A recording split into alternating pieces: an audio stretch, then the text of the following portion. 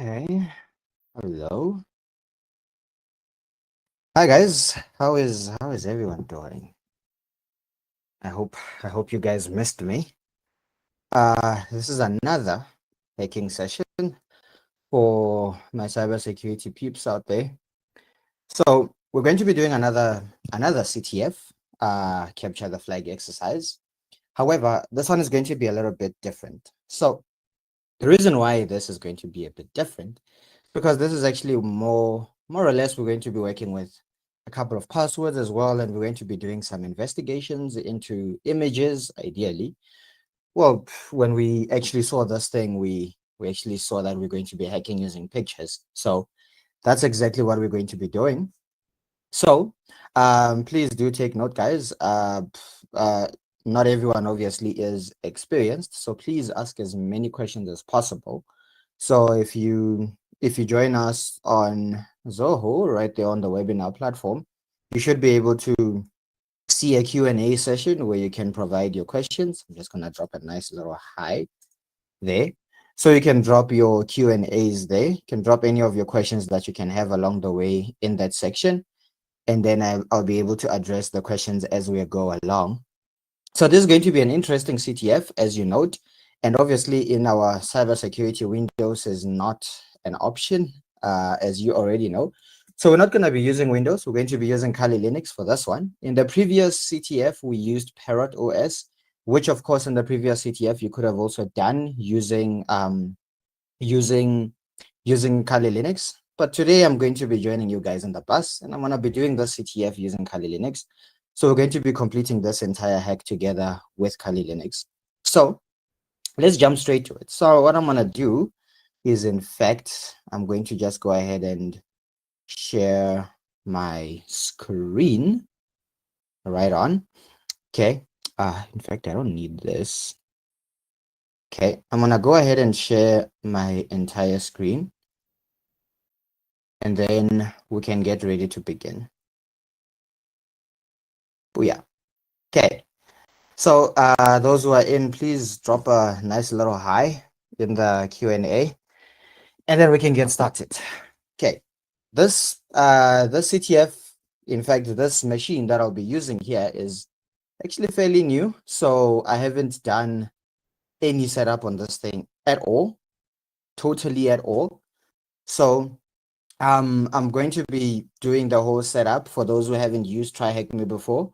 This is going to be a little bit of an overview for you guys.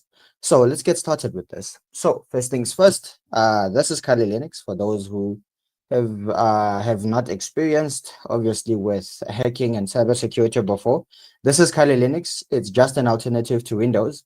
The only difference is that it comes pre-installed with all the necessary tools that we need. You'll note we have most of the tools here for gathering information. We have that for analyzing vulnerabilities, attacking web applications, databases, passwords, wireless, and so on and so forth. So it's the go-to guy. Okay.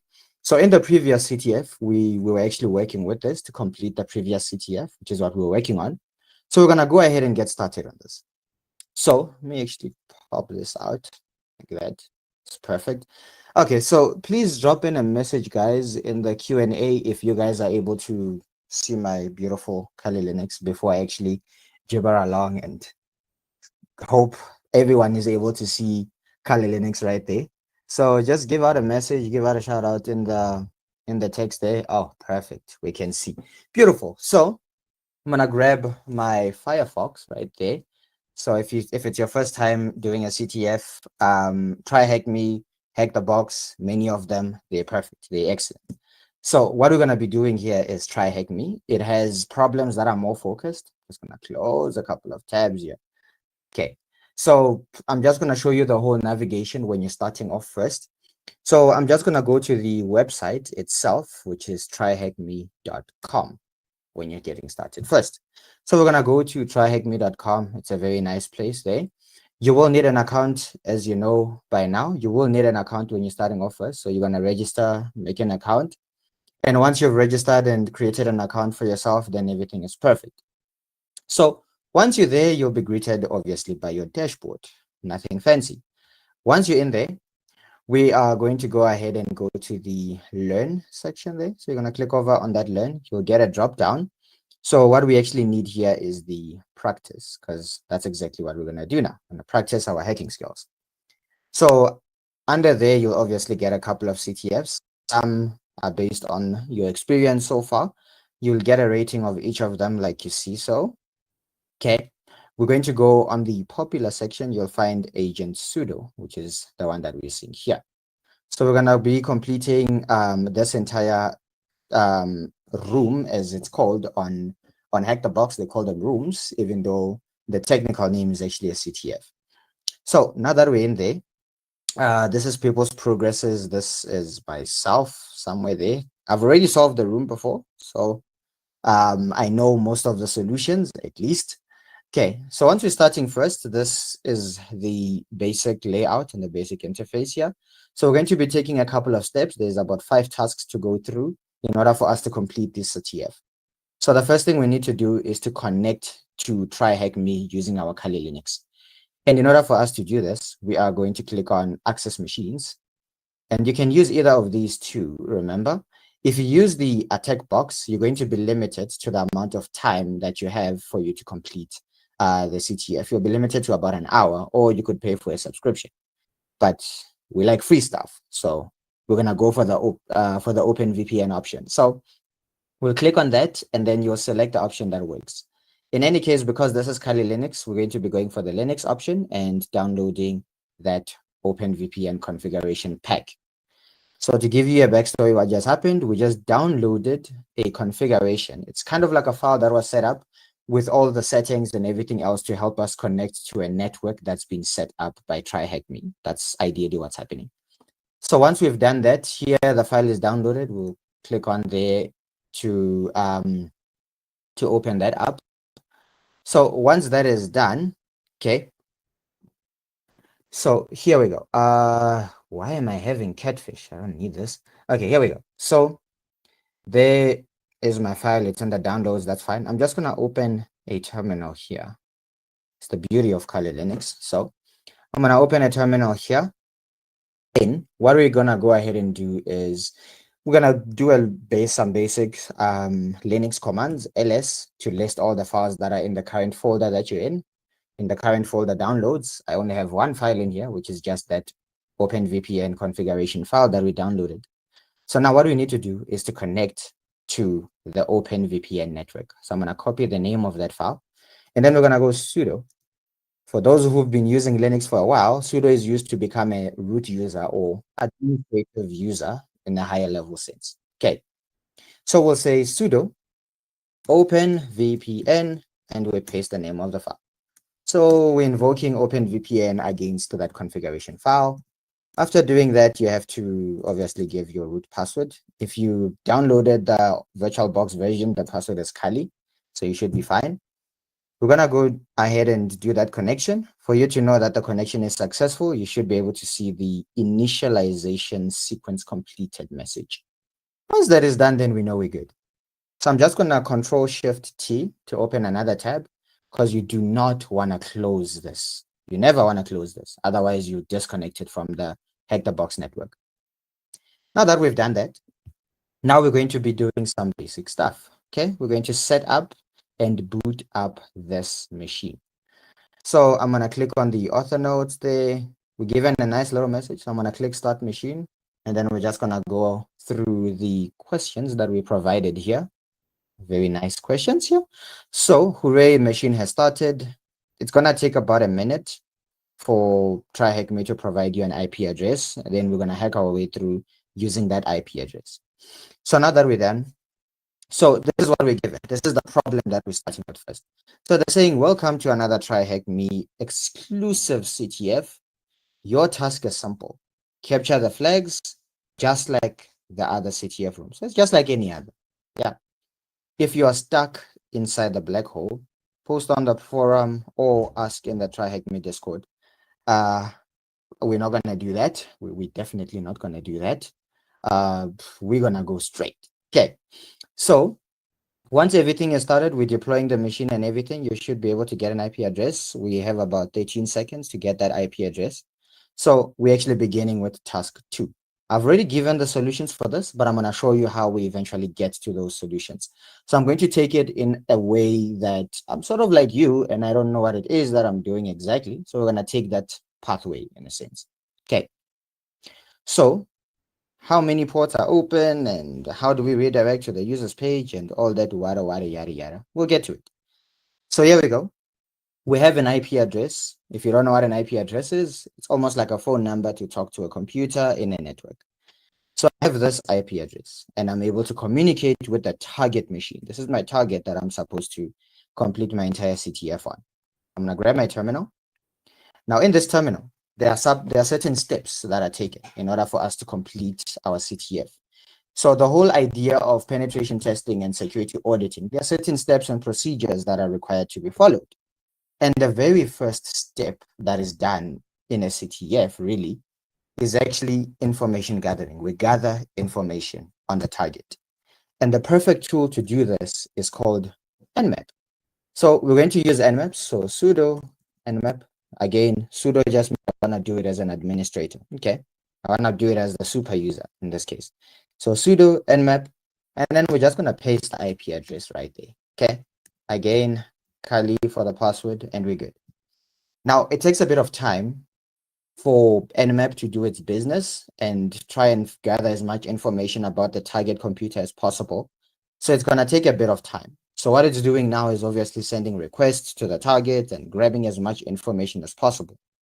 And depending on the kind of information that we find from the target, we'll be able to take a different pathway in completing the CTF and hopefully hacking the target machine. So there we go. We got some results. Let's just analyze the results a little bit. So based on these results, this is what we have. So this is saying Nmap scan report for that target machine, which is good. Now they're saying the host is up. That means that the computer is actually turned on. That's what it actually means. Okay. Now on this machine, we have up to 997 ports that are closed. By the way, for you to run an application or anything like that that requires the internet, you need to work with ports, internet ports, as they call them. We've got an FTP server. For those who don't know what FTP servers are, an FTP server allows a certain computer to be able to transfer files, ideally. And FTP stands for File Transfer Protocol. That's ideally what FTP is. And this is on port 21. We'll keep that in mind. Then on port 22, we've got SSH. And then for those who don't know what SSH is a way of getting remote access to a certain machine by getting a terminal. Just like how I have a terminal of my Kali Linux machine like this, I can actually get a terminal of another machine and do certain tasks like create files, download files, delete files, change passwords, and so on and so forth from it. And then we've got port 80, which says HTTP. And HTTP just signifies that there's a web server, meaning that this machine actually has a website running on it. So because we know that there's a website running on it, we might just as well try and open it with our web browser. So I'm just going to copy that IP address and just paste it right there. It says there's HTTP, and there we go. We do actually get something. So this website that we receive now says, dear agents, use your code name as user agent to access the site from agent R. Code name. So it seems like it's some interesting website that has, I don't know, secret agents or something like that. But there's a message from Agent R. We don't know any code name at this point. Absolutely not. We know nothing at this point. Not even one code name, nothing. So we have to figure out our way to go through this, in a sense. So, but looking at this, one of the agents actually wrote this and he says is Agent R. So off the bat, I can almost think that, hey, so clearly, these agents seem to be named according to the alphabets, right? So I might even try to log in as Agent R himself. I might try to do that. So there's a special tool we're going to be using for this. Thanks to Kali Linux, it's called Burp Suite. So I'm going to go ahead and grab Burp Suite. So Burp Suite is a Swiss Army knife. It's a beautiful tool that we use in a lot of web penetration testing, hacking websites such as these ones. We use it perfectly for that task. So we're going to be using it exactly for this. Okay. So in any case, we're going to launch up Burp Suite. I'm just going to hit OK for that. Okay. So once we hook up that, I'm really hoping Burp Suite actually opens up on this one. We're going to use Burp Suite to sort of modify. So when you visit a certain website, there's a certain thing that your own browser sends to the website called a user agent. And the user agent is used by that website to sort of identify what kind of browser you're using. To give you a practical sense, I'm just going to open another tab to give you a practicality. So I'm just going to search for user agent detect. I'm just going to look for a nice little website to help you understand what exactly a user agent is.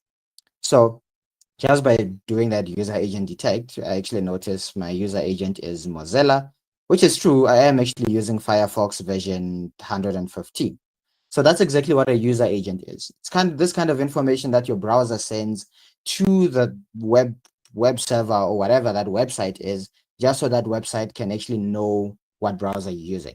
Perhaps that kind of information is used by the web server to know how to show information to you. Maybe the width of the page should be smaller or should be larger or something like that. So that is ideally what is used and what is a user agent. So in this case, on this website, they're saying we should replace that user agent with a code name, and then we might be allowed into it. So we're going to do that. So here's Burp Suite. I'm just going to use a temporary memory and start up Burp Suite. Burp Suite is free. Again, we like free stuff, so we're going to go for that. Okay, so we're going to take a bit of time while Burp Suite obviously launches up and everything. Then we're going to open this web page inside of Burp Suite and then send different kinds of information to the web page. Okay, please remember, guys, if you have any questions along the way, please do post them in the Q&A section. And then as we progress through, I can happily clarify most of the things as we go. Okay. And then now we have to wait for Uncle Burp Suite. Okay, do I have any questions so far? No questions? All right, we're good. Okay, so let me in fact maximize this out. And then this page is what we're going to work our way through. So far, looking at the questions that we've had, the question that we have to answer in this case is how many ports were open that we were able to find. By doing the nmap, we actually noticed that there were just 3 ports that were open. So that's one solution to the problem. Okay. How do we redirect ourselves to the secret page? The user agent. The message on the page literally says that. But who is the agent that we are able to break the credentials for? Who are we able to hack into, ideally? We'll get to that part. So I hit OK there. So here's Burp Suite. It's a very nice tool. Doesn't look friendly for first timers, but it'll make more sense as we go. So we're going to use the proxy tool inside of Burp Suite. Okay. So inside the proxy tool inside of Burp Suite, I'm going to open browser. So Burp Suite has its own integrated browser, of which every website you open inside of that web browser of Burp Suite is able to catch whatever it is that you are sending to the website, and then you can actually manipulate the kind of information that you are sending to the website. So this is what we're going to do. I'm going to go and grab that URL, which is technically an IP address, and I'm going to use Burp Suite. So here's Burp Suite's browser. I'm going to paste it right there and just open it. I'm browsing the internet, no harm, no foul. I get the very same page. However, according to Burp Suite, the HTTP history is the part we're looking for. You'll actually notice there's a history that Burp Suite is able to capture. So inside there now, you'll notice we've got a get that was sent to the main page, which is actually what it is that we want. So we're going to grab that page. Notice the information that was sent to the web server. Here it's a get, that's the IP address of the target, the language, the user agent field. There it goes. That's the user agent field. This is what we sent. And then the response side is what we got back from, well, the web server. So this is what we got back from it. We got a render. If you want, you can render it so you can see how it looks as if it was a browser, something like that. So we can do that. This is actually what we got from it. So you're probably going to be like, okay, cool. So we're just going to remove this, right? And then we're going to edit it, right? We just don't edit it here, unfortunately. You're going to right click on this thing, and then we're going to send it to what is known as the repeater, which is another tab here. Repeater just allows you to repeat certain things that you did with the browser before. So I've sent that to the repeater. If we go to the repeater, we should be able to notice stuff there. Okay. So that's ideally how this thing is. So I'm going to go back there and let me do this just one more time properly. Oh, the proxy, right click on there and send it to the repeater. And then in the repeater, there we go. We find it. There we go. So now here, this is where we can now edit it. So I'm just going to edit the user agent like they said. They said I should log in or access it with whatever code name I use. So I'm going to suppose I'll log in as agent R himself, I'm guessing. We're just going to send this to the web server and see what we get. So this is what we get now. This is some HTML code. It might be hard to read, so we're just going to use the render option. So here they said, what are you doing? Are you one of the 25 employees? If not, I am going to report this incident. Dear agent, use your code name as a user agent to access the site. Now, we got a bit of a clue doing this. There's a bit of a clue that we received. Apparently, there are 25 employees, so there's 25 code names. And we thought, obviously, that we could be using alphabets here. So there's 26 alphabets right off the top, and there's 25 employees. So this means that agent R is not one of them. So we might as well attempt to try out all the other agents as well. So I might go in with agent A and just keep going like that. Now, obviously, there's an automated way to do this, but different ways. Okay, so agent A, we get nothing, pretty much no difference. The raw text, it's very much the same thing that we got before. We could go ahead and try agent B. We could try and go in as agent B. If we send through the information as agent B, same information. Let's try and render that. Same information. We could try going in as agent C. If we try that out as well, let's send it through. If we go in as agent C, not much of a difference. So you might be like, okay, so we have to keep going. But the beautiful thing about Burp Suite is that when you read through some of the information that we have here, you'll actually find something that a web page might attempt to do, such as redirecting you. So if you look at things such as the response headers, you can see information about the response. How did the web server respond and all that? The headers themselves, that's where the information is, the parameters, the requested attributes, and so on and so forth. So as you go, you need to keep a close eye at those parts. Okay, I don't know why I had to put it that side. I guess I should put it this side. But anyway, when we did agent C, notice what happens here. It says follow redirection. Just to show you, when I did agent B, when I sent through agent B, we just got a response, no redirection. But agent C, for some reason, if you try to send yourself as agent C, for some reason, you get a redirection, meaning if you try to log in as agent C, it tries to send you somewhere else. So let's just follow and see what is there. So hey, we got a nice little message now. Let's render that. It says, attention, Chris. Clearly we found the name now. Do you still remember our deal? Please tell agent J about the stuff ASAP. Also, change your goddamn password. It's weak. Okay, so at least we know that one of the agents that we're able to access is Chris. So that gives us a solution to that question. Who is the agent's name? That's agent Chris. Now the next part is cracking the hashes and brute forcing passwords, which is what we're going to do now. So we need to find an FTP password. So based off of what we know now, we recall while we did an Nmap scan that FTP was one of the services, meaning this computer has files that people could share, you could transfer files and all that. And when you log into FTP, you actually need a username and a password. We didn't know a username before, but this time we do know a username, luckily. So it's actually Chris. So we're going to try and log in as Chris, but obviously the problem is we don't know Chris's password. So we have to figure out a way to get Chris's password. But luckily, Kali Linux has a lot more tools. We have this special tool in Kali Linux called Hydra. If you just type in Hydra without any options whatsoever, you're going to get a help menu or help text or something like that. These are the options you can provide, such as the login, the password files, and so on and so forth. So I'm going to use this and attempt to log in as him. Here's a nice little example here with Hydra.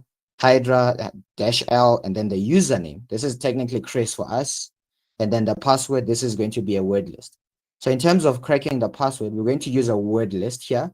So we're going to use a certain file that's full of words that we would like to try.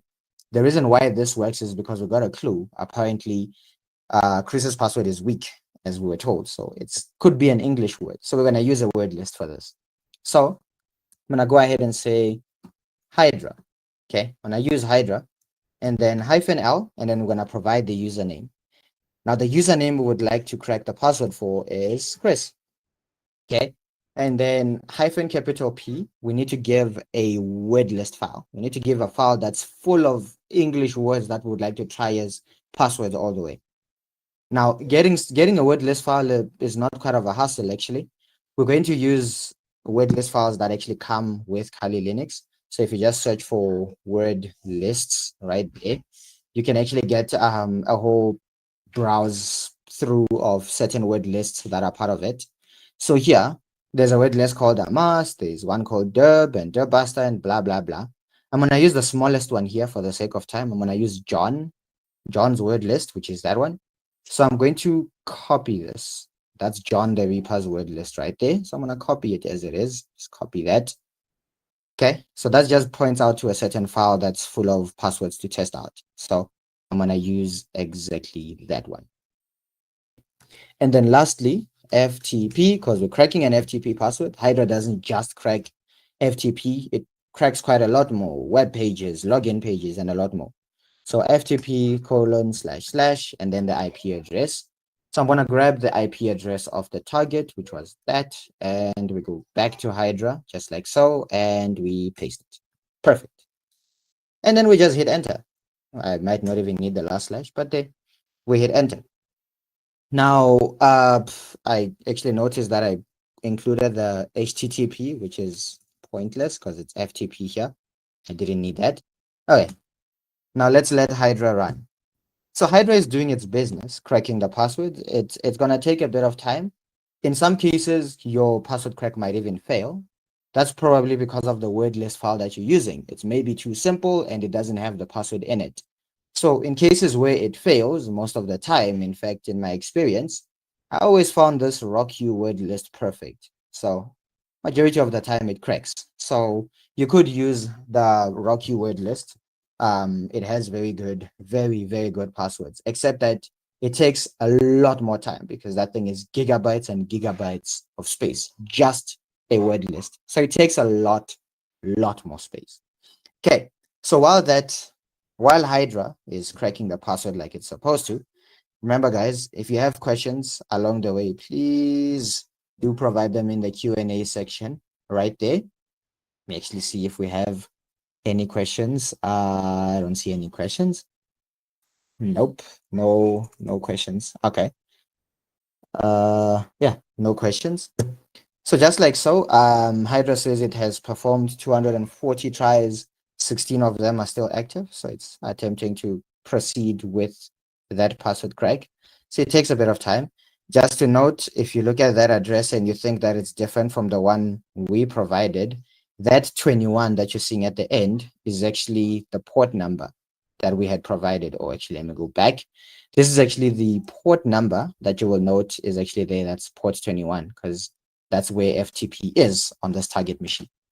So we're going to let it play around and crack as much as it can. How long it takes, it takes. Again, all questions, please leave them in the section. This thing is going to take like 14 hours to crack this thing. Okay, let me actually go back to TryHackMe and find the information we need. So here we need to find that FTP password. After we're in, we're going to crack a zip file and then we're going to start extracting passwords out of pictures, I guess. So that will take a bit of time. But anyway, so there we go. Hydra is done. You will notice the highlighted text there says FTP host, login, and it says password is Crystal. So Chris's password is Crystal. So we found Chris's password, Crystal. Now that we found Chris's password, let's try and log in as Chris this time. Now logging into FTP might be a bit of a hassle, but luckily, Kali Linux has your back. So once you're through, we're just gonna open our file manager here. We're gonna use Control L. Okay. this will give us this location slot here. Then we're just going to type in the FTP address, which is FTP:// and then our IP address. I'm just going to copy that IP address as it is, just like that. Okay. So, oops, there, FTP:// paste it there. I'm just going to have to remove the HTTP part because it's not a web. I'm not accessing the web part of it. There you go. You'll get a pop-up that needs you to log in. I'm logging in as a registered user. Username in this case is Chris and password is Crystal, like so. And connect. Let's see if we manage to get into that machine. Perfect. This is beautiful. It's nothing more fun than getting access. So afterwards, we notice there's that's like what, 2 pictures, and there's a file written to agent J. What is inside this file? We can just double click to open it. So we found a message inside that says, "Dear Agent J, all these alien-like photos are fake. Agent R stored the real picture inside your directory. Your login password is somehow stored in the fake picture. It shouldn't be a problem for you." So there's a password that will allow us to log into this machine entirely to access everything this time. But the password is somehow inside a picture. Interesting. And yes, this is actually a certain theory known as steganography. So steganography is just a practice that is done, and steganography involves the whole idea of concealing information inside of a picture, which is very nice actually. So I'm going to copy these, okay, and I'm just going to send these things elsewhere. So I'm just going to open another folder. I don't know where I would like to put these pictures. I'll put them inside the downloads folder because that's where I am. Just going to paste them there. So we've got nice little pictures. They look perfectly harmless. We've got a cutie and we've got cute aliens. So we've got nice 2 pictures here. They mean no harm, but there's some information inside these pictures. And under normal circumstances, a normal person wouldn't think that there's some passwords inside of these pictures actually. So we're going to get the passwords inside these pictures. So what we're going to do is pop out. Okay. So I'm going to open my terminal inside here because I want to deal with these pictures. So again, the whole concept of concealing information inside of a picture is known as steganography. So there are certain tools that were built into Kali Linux that allow us to analyze pictures. And if you're a person who's interested in digital forensics, this is actually something that you do most of your time. You find hidden stuff. So this whole concept of steganography, actually, it dates all the way back to the times of the KGB and the Soviet Union, when information was being concealed inside of pictures to avoid it being read by law enforcement. So we're going to use a couple of tools for this, okay?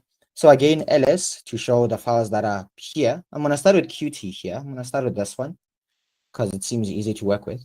So I'm going to show you a couple of tools that come with Kali Linux that allow us to analyze these files. So we have the first tool called the XF tool. If you just type in XF tool, you'll get a usage there. We just have to say XF tool and the name of the file we want to analyze. So XF tool and the name of the file, qt.png is the name of the file, and enter. We get some information about this image file, nothing fancy. Obviously, the hard part might be to analyze the results. So looking at it, the version number of the tool I'm using is 12.76. The name of the file, the directory where it's located, the size of the file is 35 kilobytes, the date it was modified, the date it was last accessed, and so on and so forth. You can read through all these, but the warning is the part we want.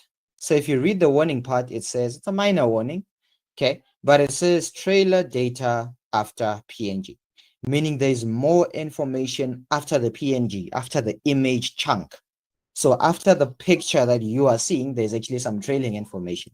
So this is an interesting way to actually see if a certain file has actually information that trails afterwards. So if there's more that meets the eye, basically.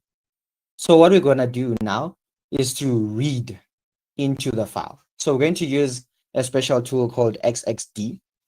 I honestly don't know why they gave them these file names, but I think these file names are pretty cool. So this tool is called XXD by the name.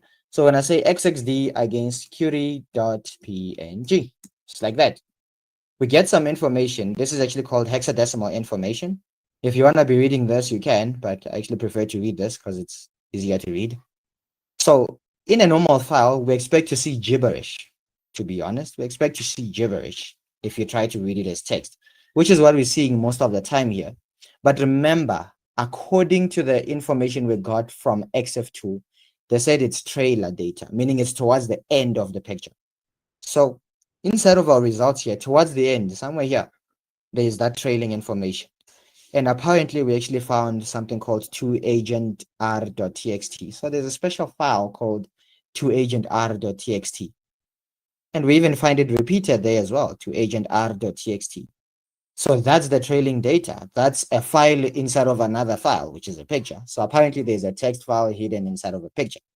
The power of steganography. So you're probably asking the question now, which is, how do we grab that picture and pull it out, right? So to grab the picture and pull it out, basically to separate the picture and the text file itself and everything else, we're going to use another tool. And the name of this tool is called Binwalk. There's quite a lot of tools, in fact. If you write them down, you'll get to meet them most of the time. So Binwalk is what we use to read metadata inside of a file. And we can actually read quite deeper into the file.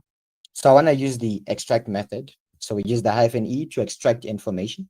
I want to extract information out of query.png. And then we just hit enter. It does all this, which is fine. It shows me information and all this. The information is that it's a PNG, but apparently there's a zip file that was found inside and a lot more information. We don't really need information about that. But let me go back to the folder that I was in. So there's the pictures that we had. But after we used Binwalk, you'll notice that Binwalk created a folder for us called query.extracted. Inside of this is some interesting files. So inside of those files is actually what we need. So this is some interesting file and some other interesting file, but there's a zip file. And it kind of makes sense when you look through here. We actually need that zip password, the zip file password. So if we open up this zip file, it's just a zip file. If you're used to obviously working with computers quite a lot, you will be quite familiar, in fact, with zip files. So inside of this zip file was that file that we saw inside XXD, 2agentr.txt. This file is the one that we actually want to read. There's something in this file. So we can try and open the file. It just says 2agentr with nothing at all. Okay, like literally nothing. You might be like, Nash, your PC is glitching. Don't worry, I'll double click it again. There's nothing in it. But it says there's 86 bits and there's a lock on it, which means that this zip file has a password on it. So we need to crack the zip file to this.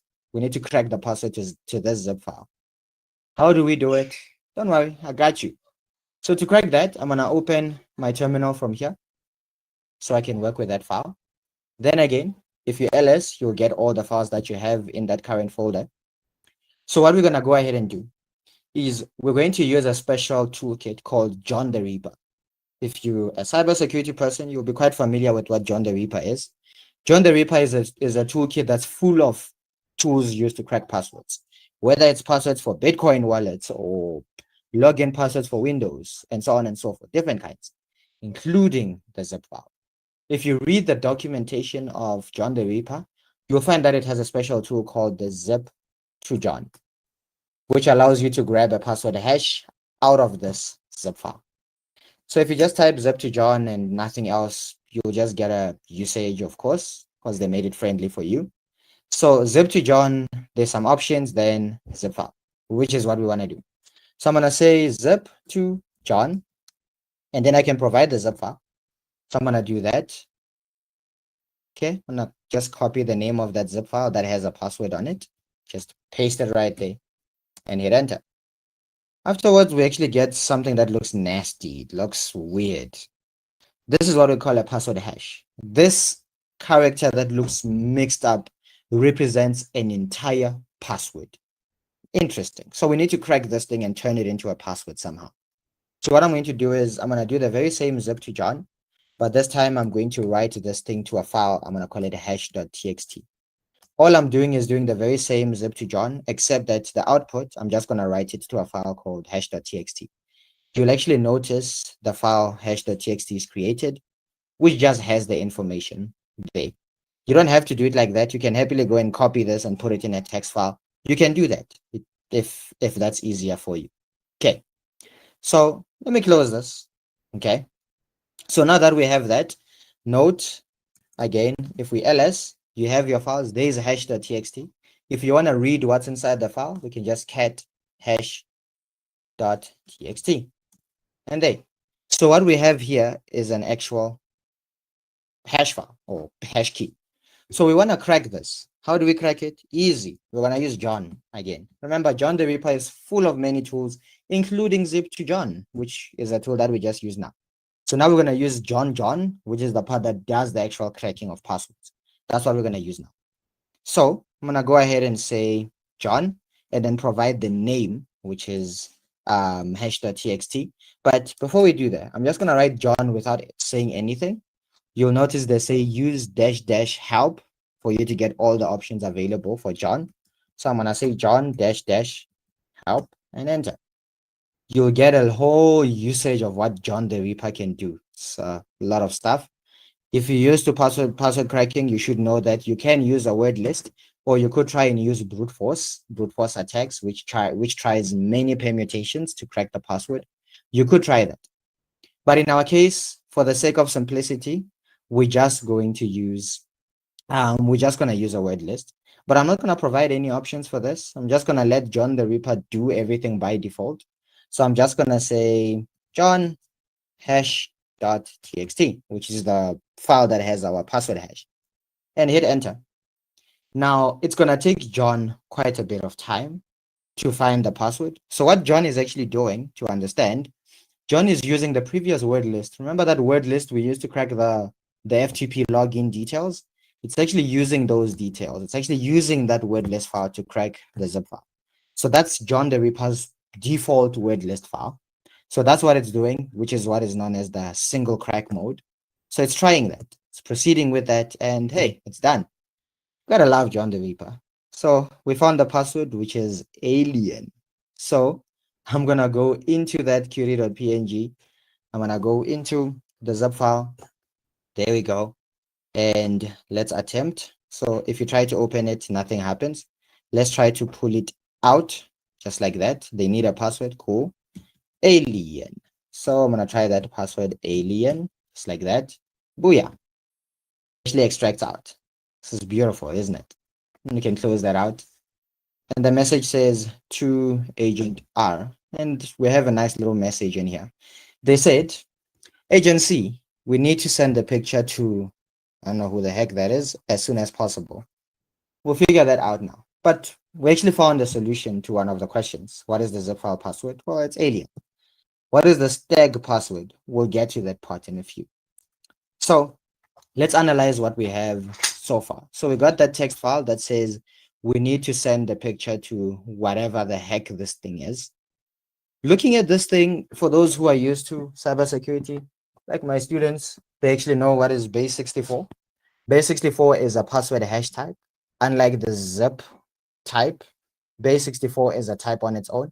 And base 64 doesn't need you to crack it. You can easily decode base 64. It's actually quite easy. So I'm going to copy this and I'm going to decode the base 64. And decoding base 64 is really not that hard. There's actually websites to help you do this. You can just search base 64 decode online. You can like literally Google that and get something. There we go. Base 64 decode and encode. It's a beautiful website that could help me solve this problem. So I'm gonna go there. Okay, decode from base 64. I'm gonna just paste it there and decode it. Let me actually, hopefully I copy that. Oh, there's no this at the end. Okay, then let's decode it. Okay, so we decode this code and let's see what it is we could find. Because remember, we're trying to get to logging into that machine eventually. And the code we found is area 51. So this is one of the things. Okay, but let's roll back a little bit. If we roll back a little bit, remember we only analyzed one picture. The Curie.png was the picture that we actually analyzed and found some information from. Okay, so we're gonna have to go through to the other picture. So I'm done with this guy. He's done. Okay, we found area 51, which is exactly what we found there as the stack password. But we'll get to that part for you to understand why on earth it's the stack password. So before then, let's go back and let's look at the other picture, the cute alien.jpg. So the cute alien.jpg, I'm gonna open again the terminal, easy work. Okay. So I'm gonna go in through and here we are, like we always do. Let's do the whole thing again. ls to list all the files we have. We've analyzed Curie.png. We good. What about this guy? You're probably like, Nash, I got this time. We're gonna go in and use the XF tool and XXD and see what we can do. Well, you can do that. You'll still find the same information. But based off of what we know so far, we actually know that, hey, these two files are actually having some steganography. So there is steganography in between those two files. So why not just jump the gun and go straight to extracting information out of them, right? We might just as well jump everything and get to extracting the information because we know there's some stuff inside. Problem is we can't use binwalk. Binwalk works for PNG files, not JPG files. JPG files are a little different. So we have a nice tool called staghide. Staghide, I think it doesn't come pre-installed. So if you want to install staghide, if it's not installed, you can go sudo apt install staghide. This will, oh, you do need the password, of course. This should install the whole thing, the whole thing. Hopefully that can help you to extract that data. Okay, but if we just say staghide, just like that, Kali Linux will be like, hey, do you want to install staghide? You'll be like, why for yes, but it can't locate the package. That's perfectly fine. So to show you the beauty of Kali Linux, if you have your Kali Linux's browser and everything, you'll notice the Kali tools option here.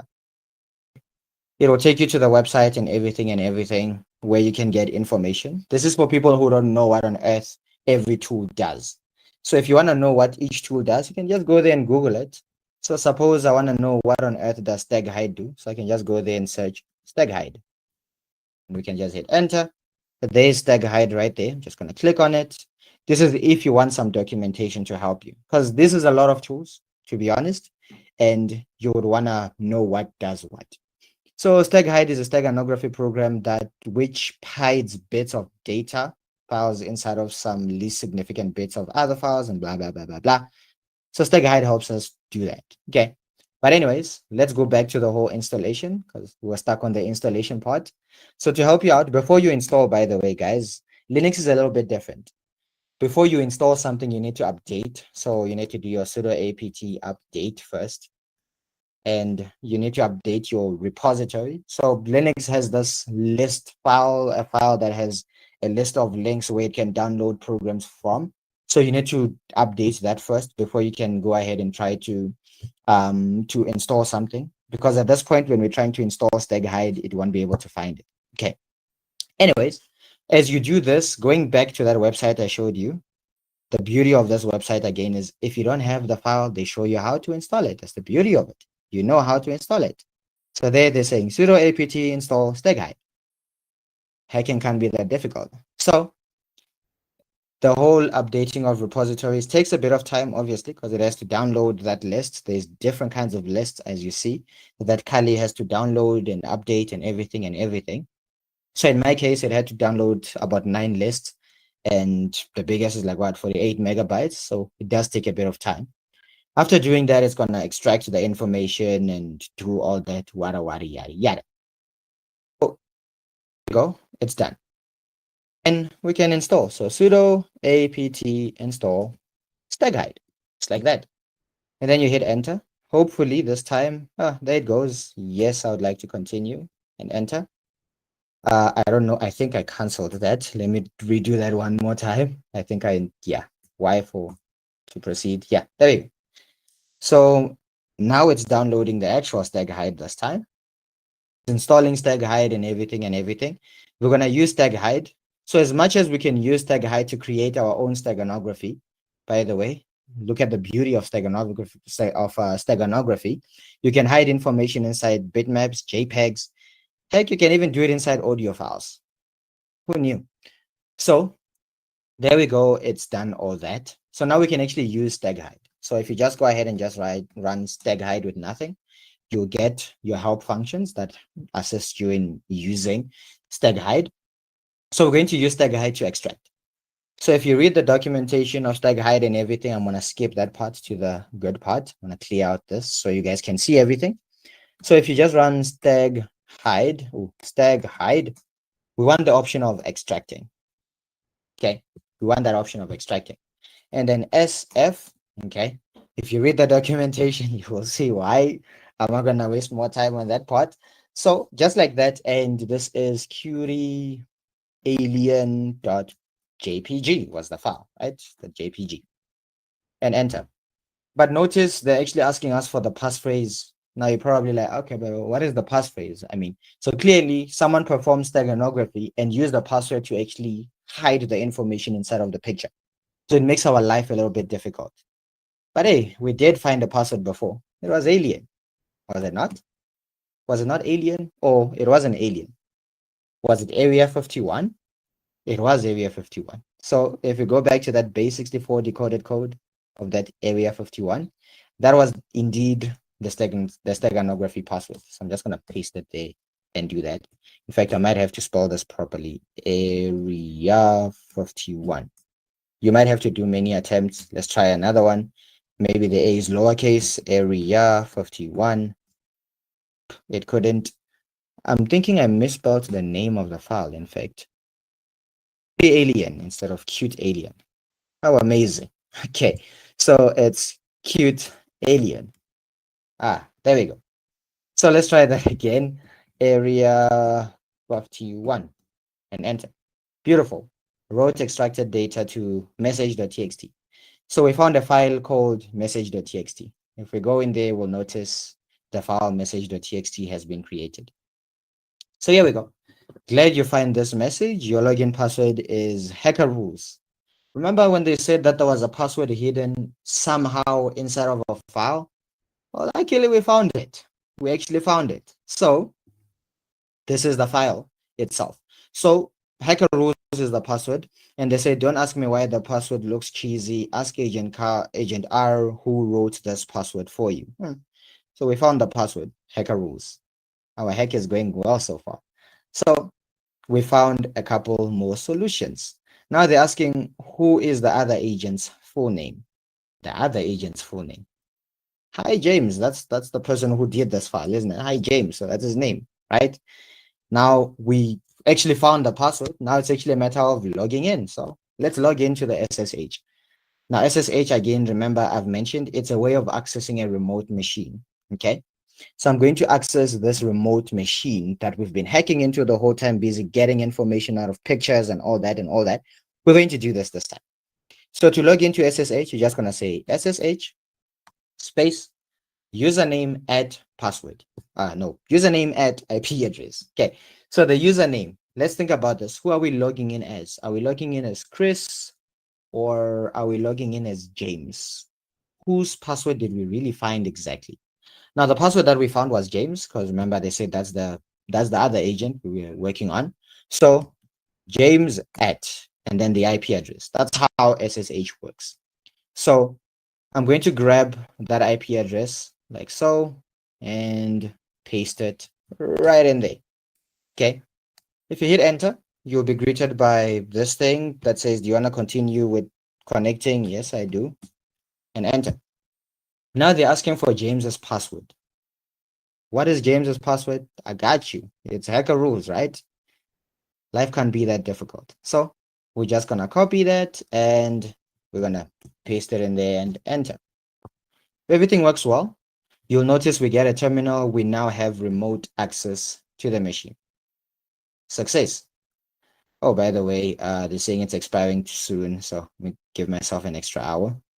Not that I will need the whole hour, but okay. So now we've actually accessed that machine itself. Now we can actually do normal stuff. Let's do what we normally do on a Linux machine like ls to list stuff inside a file.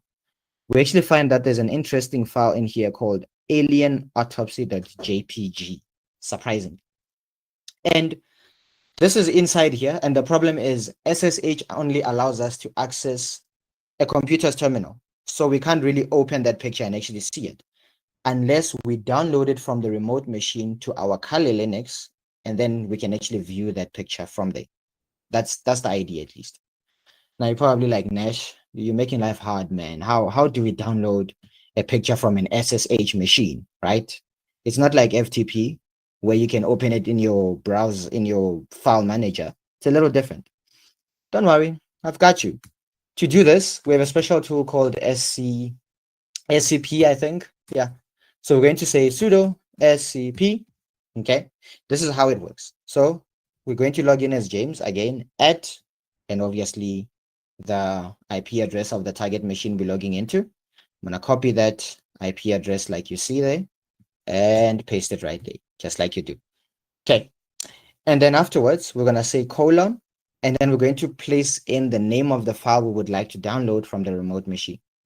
And this is the name of the file we would like to download, which is called alienautopsy.jpg. Just going to copy that name of the file and just paste it in there. And I think I missed an A, so I'm just going to put that in. And hit enter. You'll need your Kali password, obviously. In my case, it's that it's that easy. I actually missed.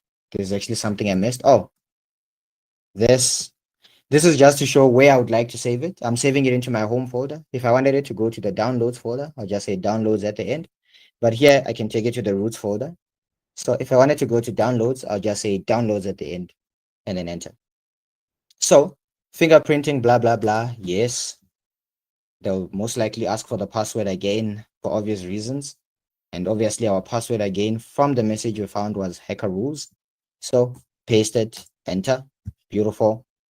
And then it will do the whole downloading thing, which is actually what you're seeing there, done. So I said I'm saving this to the downloads folder. So let's go to our downloads folder.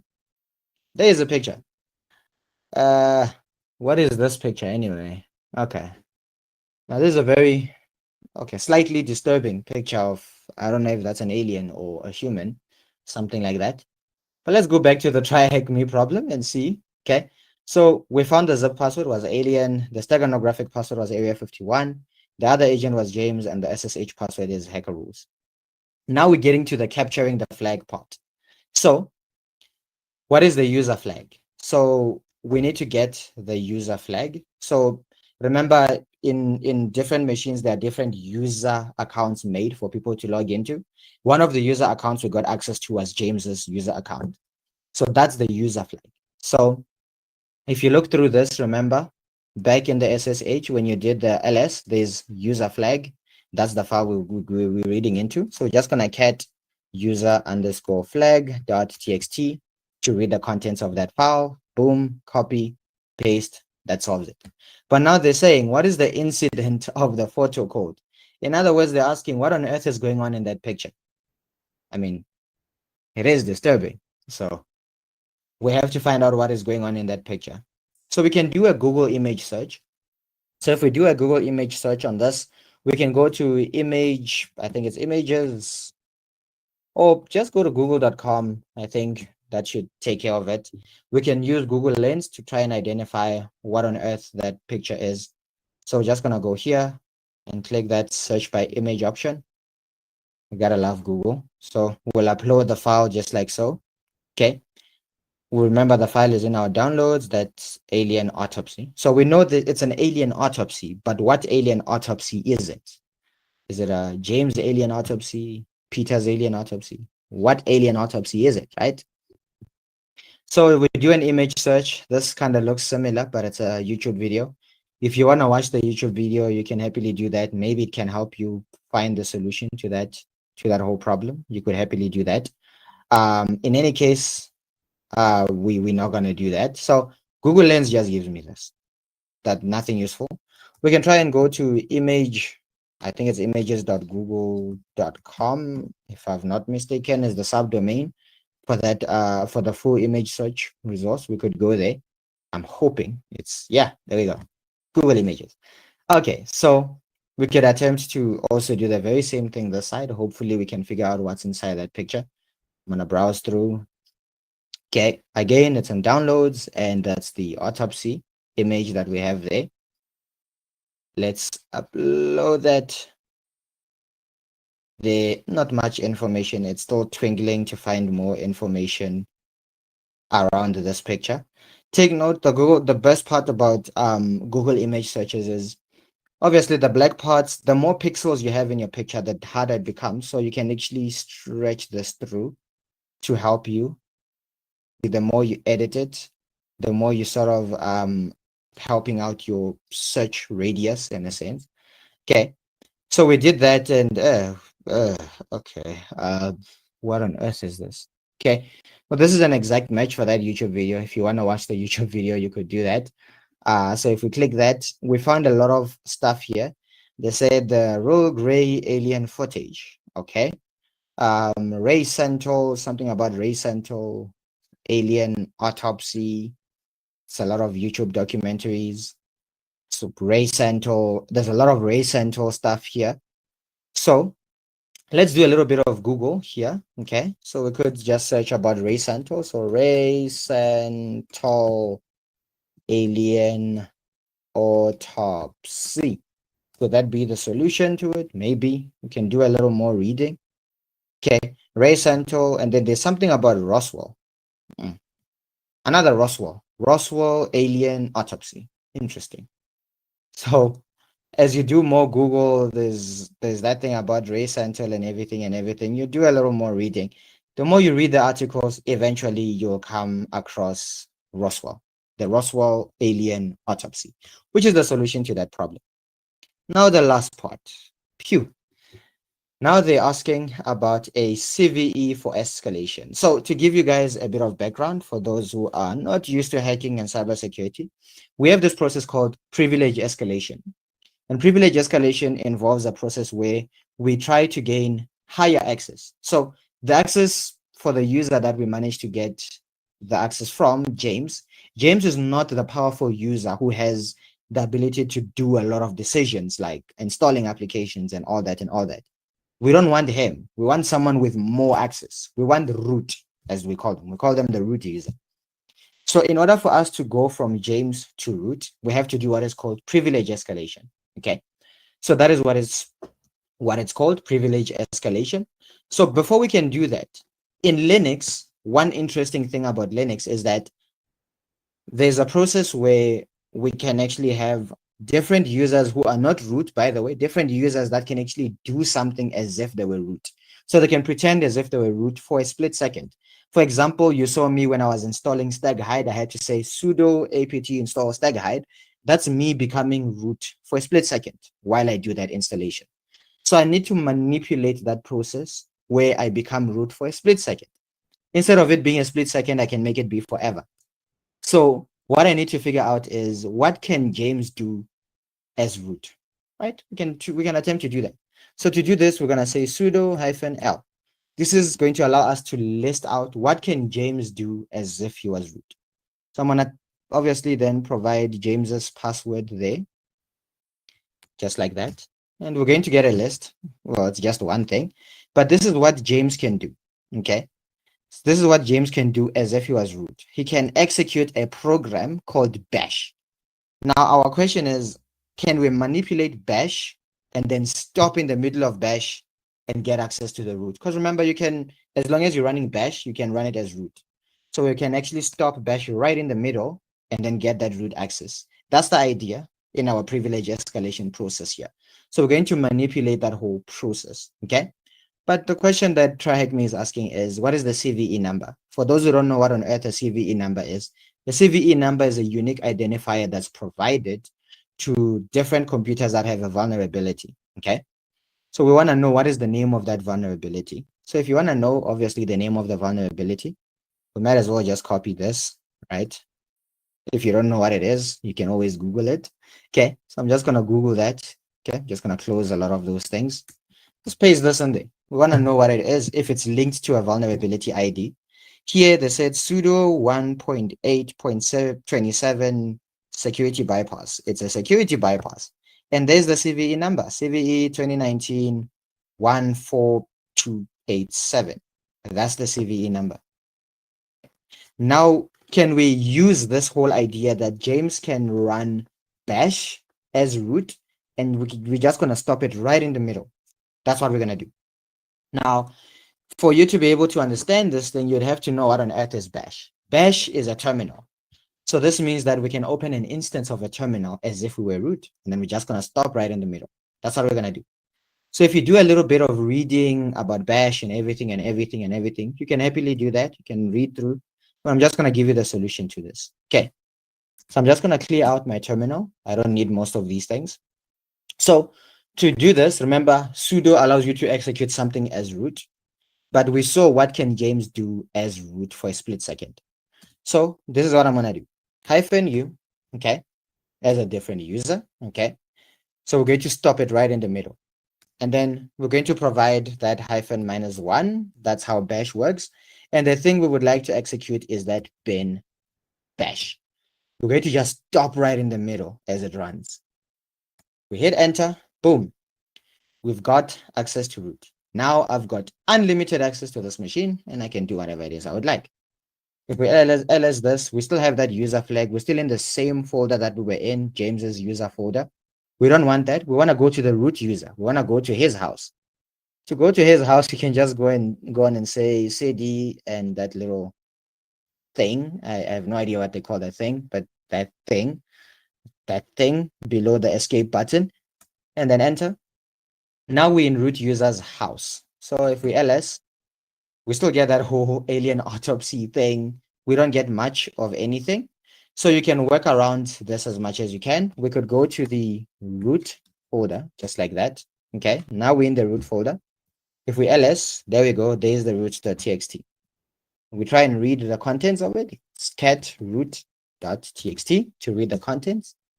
Okay, to Mr. Hacker, congratulations on rooting this box. This box was designed by TryHackMe. Okay, your flag is, and voila, we have found our final flag to complete the CTF, which is that solution there. Bonus, who is Agent R? Who is Agent R's real name? Well, it doesn't need rocket science here. They said Descal, aka Agent R, so clearly the name is Descal. So that's the name of the true identity of Agent R. Woo! That is the complete CTF. That took a lot of work. Okay. Now, I haven't been looking if I have questions along the way, so let's have a look. Do we have questions? Oh, I do have a questions. How do I register for the cybersecurity course at Melsoft? Please send a link. Okay. Oh, perfect. You do have the link right there. Okay. Thanks for that. Okay. Tinashe makes this whole hacking seem like it's easy. Yeah, it does seem like it's easy, Anza. It does seem like it's easy. It's obviously tougher than that. But the more practice you go through, the better, which is why we love platforms like TryHackMe that allow us to do these things and have different experiences on different experience levels and so on and so forth. Okay. If there's no any other questions, we're going to close it off here. This was a very interesting CTF of getting information out of pictures and cracking passwords and cracking logins and all that. This was nice. So that is it, you guys. If there are any more questions, I'm going to remain obviously on the call for those who have any more questions. If there are no more questions, have a wonderful evening, guys, and I'll see you guys in the next live hacking session, and see you guys. All right, bye.